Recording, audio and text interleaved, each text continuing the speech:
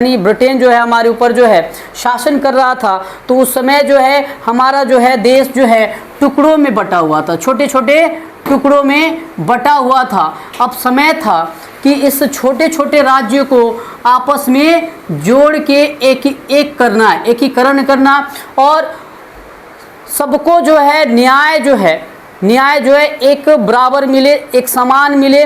ठीक है, उस समय न्याय जो है मुंह देखने वाली बात होती थी, मुंह देखकर जो है न्याय किया जाता था अंग्रेजों के द्वारा। तो हमारे भारतीयों में जो है ये सोच पैदा शुरू हो गया कि हम अपने जो है समाज। तो अब देखिए यही सारे चीज़ों के बारे में विशेष करके पढ़ेंगे, और भी बहुत सारा कारण है उसको भी देखेंगे। राष्ट्रवाद के उदय का कारण क्या है? देखिए, जब तक आप पे अत्याचार ना होना तब तक जो है आप कोई ऐसा काम नहीं करते। ठीक है, तो राष्ट्रवाद का उदय का कारण बहुत सारा है, जिससे हम भारतीयों ने समझना शुरू किए कि हमें जो है अपने राष्ट्र के प्रति जो है प्रेम एकता दिखाना पड़ेगा, क्योंकि हमारी जो है ये जो है से और बाहरी के जो रीति रिवाज अंग्रेज थे उनसे कोई मेल मिलाप नहीं था। तो हमारे ऊपर शासन क्यों करेंगे, हमें जो है कहीं ना कहीं इनको यहाँ से अपने देश से भगा देना चाहिए। तो इस बारे में चर्चा करेंगे।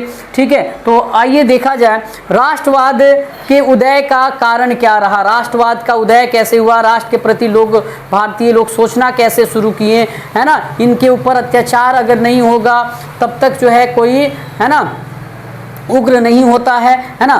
तो इनके ऊपर जो है हम भारतीयों के ऊपर जो है अत्याचार हुआ, जिसके वजह से हम समय समय पे आंदोलन करते रहे। राष्ट्रवाद के उदय के निम्नलिखित कारण है। पहला कारण है राजनीतिक कारण, पॉलिटिकल रीजन।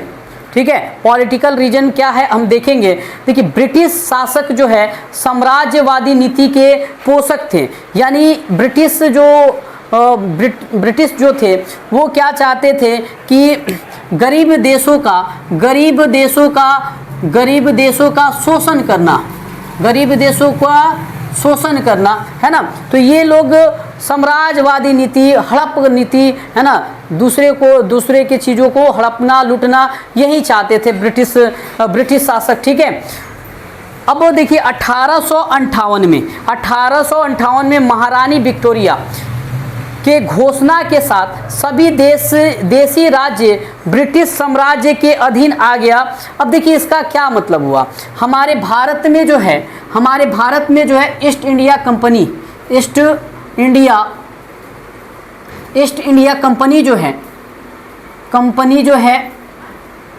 जो है शासन कर रही थी। ठीक है, ईस्ट इंडिया कंपनी जो है आपको 1600 शताब्दी के अंतर्गत ऐसे आया। ठीक है, तो ईस्ट इंडिया जो है व्यापार करने के क्रम में जो है हमारे भारत आता है, और व्यापार करते करते जो है ये लोग जो है ये लोग देखे कि हमारे भारत के पास, ध्यान दीजिएगा, हमारे भारत के पास जो है, ठीक है, एक बड़ी जनसंख्या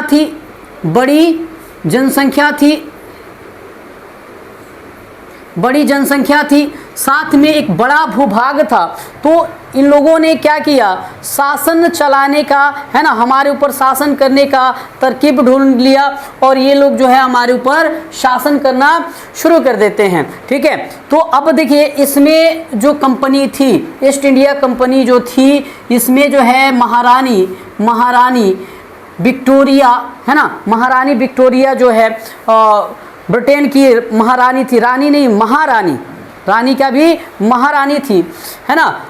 इनका भी शेयर ईस्ट इंडिया कंपनी में था, और ये जो है कंपनी, ईस्ट इंडिया कंपनी 20 वर्षों के लिए एकाधिकार मांगती थी। 20 वर्ष की एकाधिकार कि महारानी मुझे एक अधिकार दीजिए भारत में जो है व्यापार करने के लिए। तो महारानी जो है 20 वर्षों की जो है एक अधिकार देती थी कि ईस्ट इंडिया कंपनी के अलावा भारत में कोई कंपनी जो है, इंग्लैंड की कंपनी, भारत में व्यापार नहीं करेगी। ऐसे 20-20 साल। अब क्या हुआ कि ईस्ट इंडिया कंपनी जो है आपको व्यापार कर रही थी और शासन भी कर रही थी। तो उस स्थिति में क्या हुआ कि एक जो है भारतीय द्वारा एक बड़ा स्वतंत्रता संग्राम कह लीजिए 1857 की, 1857 की जो है क्रांति होने के कारण, 1857 की क्रांति होने के कारण भारत में जो है अशांति फैल गई, है ना। मंगल पांडे का आपने नाम सुना है, ठीक है, यानी सैनिक विद्रोह भी इसको कहा जाता है। 1857 का जो विद्रोह है वो सैनिक, हमने जो है आज़ादी के लिए, है ना, आज़ादी के लिए जो है हम लोग विद्रोह किए थे ताकि हमें आज़ादी मिले। और ये जो आज़ादी मतलब विद्रोह था एक क्रूर यानी हथियार के वजह से क्या था, ये हमारा आंदोलन था जिसमें हम लोग जो देखिए अब हमें 1857 में ही जो है अंग्रेज़ों से मुक्ति मिल चुकी होती, लेकिन कारण क्या रहा कि हम लोग जो है पूरे भारत के लोग जो है एकजुट नहीं हो पाए और हम जो है हमारे ही भारत के लोग जो है कुछ अंग्रेज़ों का साथ देते थे, जो चमचा हुआ करते थे, खाते थे, रहते थे भारतीय लोगों के साथ और चमचाई अंग्रेज़ों का करते थे, जिसके वजह से अंग्रेज जो है इसका फ़ायदा उठाकर हमें क्या कर देते थे, कमज़ोर कर देते थे।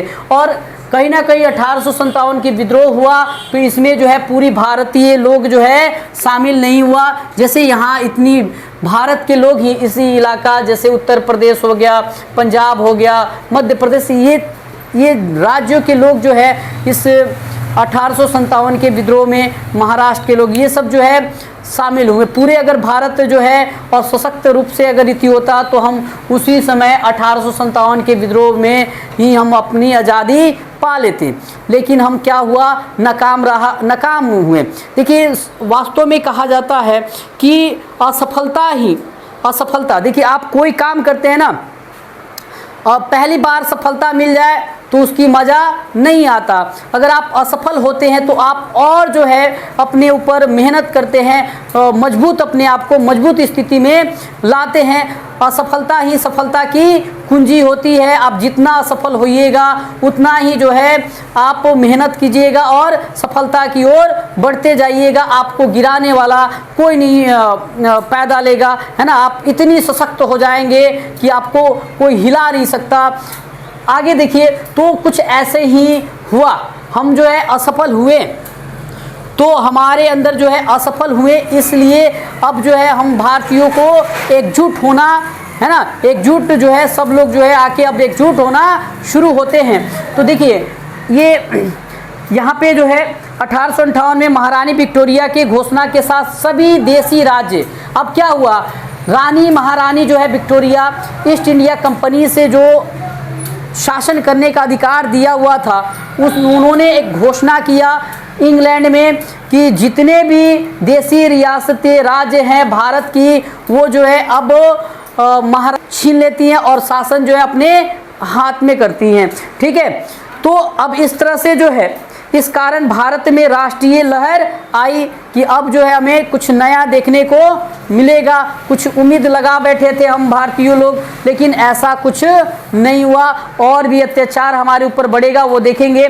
जिसको कुचलने के लिए अब हमारे अंदर जो है राष्ट्रीयता का लहर दौड़ रहा था, ठीक है, कि हम जो है अब आज़ाद होंगे, है ना, अंग्रेज़ों से। तो अब जो है अंग्रेज चाहते नहीं थे कि हम लोग आज़ाद हो, है ना। हमने जो जो आंदोलन किए उस आंदोलन को ये, ठीक है।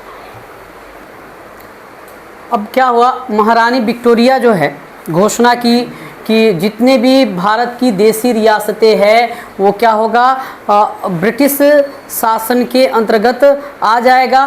तो उस समय जो है गवर्नर जनरल हुआ करते थे। आज के समय में जो राष्ट्रपति पद होता है उस समय जो है ईस्ट इंडिया कंपनी को चला संसद, ठीक है। संसद से जो है आपको ये गवर्नर जनरल को भेजा जाता था इंडिया, ईस्ट इंडिया कंपनी को शासन को चलाने के लिए सुचारू रूप से। तो अब जो है जब लॉर्ड कैनिंग, ठीक है, लॉर्ड कैनिंग जो है गवर्नर जनरल था, लॉर्ड कैनिंग, यहाँ पे देखिए लॉर्ड कैनिंग जो है 1856 से 1862 में तक रहा। और इसी के काल में जो है लॉर्ड कैनिंग के काल में ही 1857 की सिपाही विद्रोह होता है, या प्रथम स्वतंत्रता संग्राम कह लीजिए, ये होता है। तो अब जो है भारतीयों में जो है राष्ट्रवाद के जो है, क्योंकि अब जो है ईस्ट इंडिया कंपनी से सारी शक्ति क्या कर लेती है, महारानी विक्टोरिया जो है अपने हाथ ले लेती हैं। तो अब जो है भारतीय लोगों के अंदर, भारतीय जो जितने भी हमारे पूर्वज कह लीजिए, है ना, लोग थे, वो क्या करने लगे, है ना, आंदोलन जारी करना शुरू कर दिए। उस आंदोलन को दबाने के लिए तरह तरह के जो है ना, इंग्लैंड के संसद के द्वारा जो है गवर्नर जनरल को यहाँ भेजा जाता था, कुछ मुंह बंद करने के लिए, भारतीयों को कुछ लालच देने के लिए, ताकि जिससे हमारे यहाँ के लोग जो है आंदोलन बंद कर दे। तो आइए इसमें से भी कुछ ऐसा ही था, है ना। लॉर्ड लिंटन, ठीक है, लॉर्ड लिंटन जो है ये ईस्ट इंडिया कंपनी में जो है, मतलब लॉर्ड लिंटन जो है गवर्नर जनरल जो है कब से कब रहा, 1876 से 1880 तक।